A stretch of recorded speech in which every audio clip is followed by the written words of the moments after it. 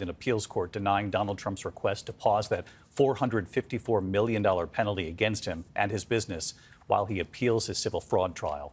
Trump's lawyers had offered to put up a $100 million bond against the $454 million, saying otherwise Trump might have to sell property to pay for it. Tonight, the appeals court signaling his offer of a $100 million bond will not be sufficient. Welcome to What Was That? I'm Gabe Sanchez. Donald Trump, who owes hundreds of millions of dollars in legal penalties, is desperately scrambling to find ways to not pay. However, his lame attempts aren't working, so now he's either going to have to sell off properties or have them seized. Cough it up.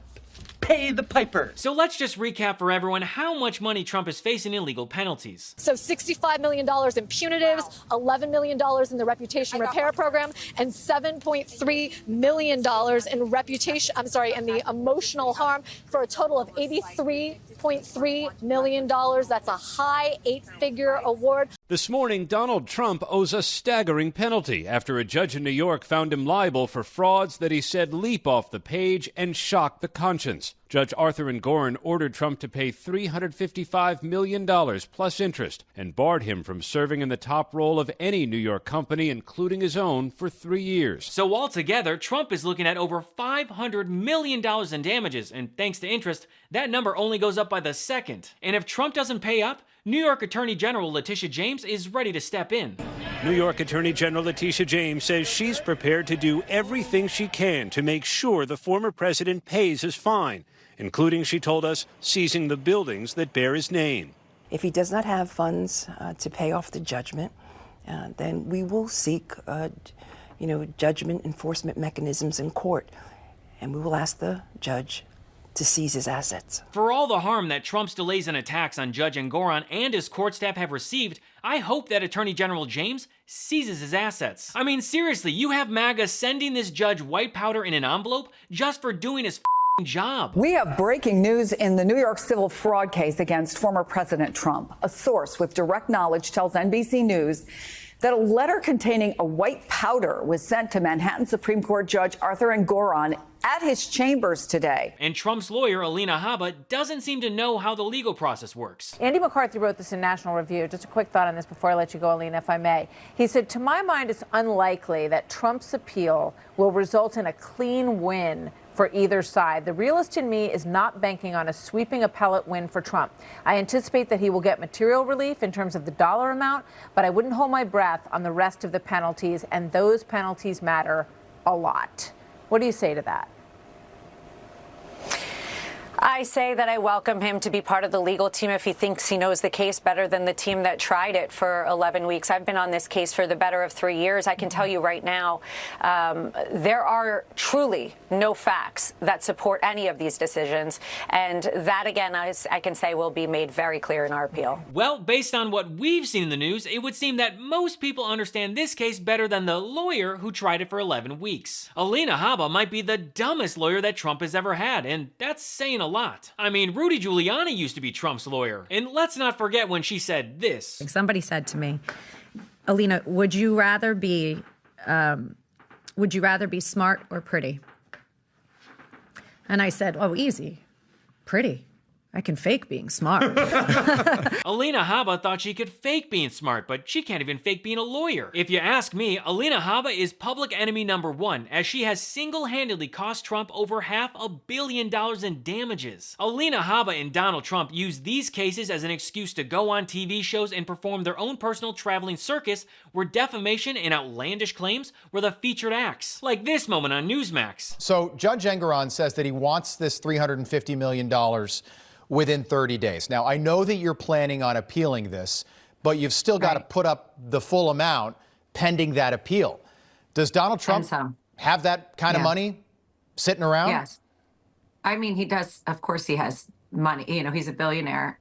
We know that. He's a billionaire? You sure about that? I'm pretty sure Trump is not worth what he claims to be worth, as would be evident from him begging the judge to put a freeze on the payment. And if you think Trump is a billionaire, let me remind you of this moment from Ivanka Trump. I remember once my father and I were walking down Fifth Avenue, and there was a homeless person sitting right outside of Trump Tower. And I think I was probably maybe 9, 10, something like this. It was around the same time as the divorce. And I remember my father pointing to him and saying, you know, that guy has $8 billion more than me, because he was in such extreme debt at that point, you know? And get this, the wife of a millionaire who is also a MAGA supporter started a GoFundMe to pay off Trump's legal bills. And I don't know if you know this, but it's not even gonna cover the interest. Trump is in a downward spiral when it comes to his finances. It couldn't have happened to a more deserving person. But if you'd like to manage your finances better than Donald Trump, you should check out today's sponsor, Rocket Money.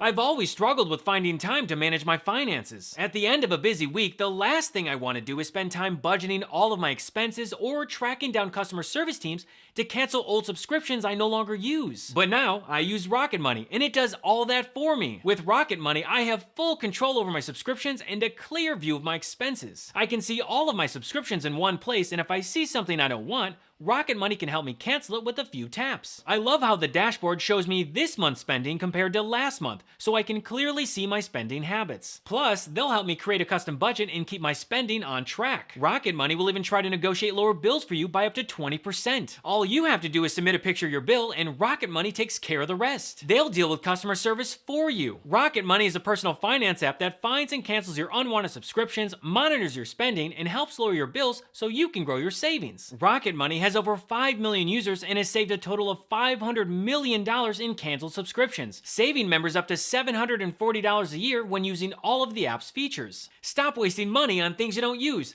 Cancel your unwanted subscriptions by going to rocketmoney.com/Gabes. That's rocketmoney.com/Gabes. rocketmoney.com/Gabes. So now Trump is desperately trying to find ways to cover his costly legal expenses. And one of them is through his Wish.com version of Twitter, Truth Social. However, Trump Media co-founders Andy Litinsky and Wes Moss, who by the way were both former contestants on The Apprentice, are now suing Trump over the media company's merger deal. Well, that's not a surprise at all. Their case could potentially squash the financial lifeline that Trump desperately needs right now. The lawsuit from those two former Apprentice stars is now getting in the way of Trump's latest attempt to escape accountability.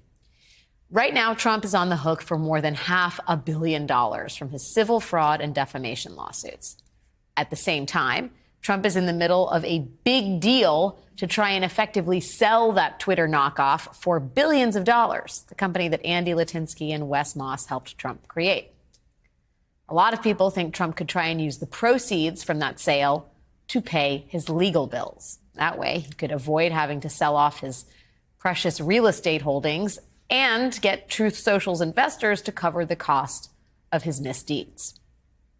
But now the Washington Post reports that the lawsuit from those two former Apprentice stars is throwing a wrench in the deal. It's delaying Trump's access to those funds, which could be a real problem for Donald Trump, who sure seems these days like he does not have the money to pay the millions and millions in penalties that he owes. Last week, Trump tried to get the courts to delay his $83 million payment in the E. Jean Carroll lawsuit. Today, Carroll's attorney responded to that request for delay, saying he simply asks the court to trust me and offers the court filing equivalent of a paper napkin signed by the least trustworthy of borrowers. Trump is also trying to delay paying his New York civil fraud payment. This week, Trump and his lawyers asked the judge to allow him to pay only $100 million of the $450 million he owes in that case. Yesterday, the judge denied that request. In a 2-line statement, he told Trump's attorneys, "You have failed to explain, much less justify, any basis for delaying the payment." We are laughing. We are laughing at you. And now Trump has been caught trying to move assets from New York to Florida to avoid having them seized. In a legal filing yesterday, New York Attorney General Letitia James accused Trump of quietly trying to move his assets to Florida to avoid having them seized by the state of New York. Quoting from the New York Attorney General's office, after the court issued its February 16th order, defendants announced for the first time that various Trump Organization entities operating in New York are allegedly now located in Florida. Two of the companies that were part of that lawsuit, DJT Holdings LLC and DJT Holdings Managing Member LLC, have already been relocated to Florida. Now, as of the year 2023, both of those companies were still located in New York. So did Trump move those companies to Florida after the attorney general brought a lawsuit against Trump and those companies? I mean, that would be one creative way to get out of paying any penalties in the case.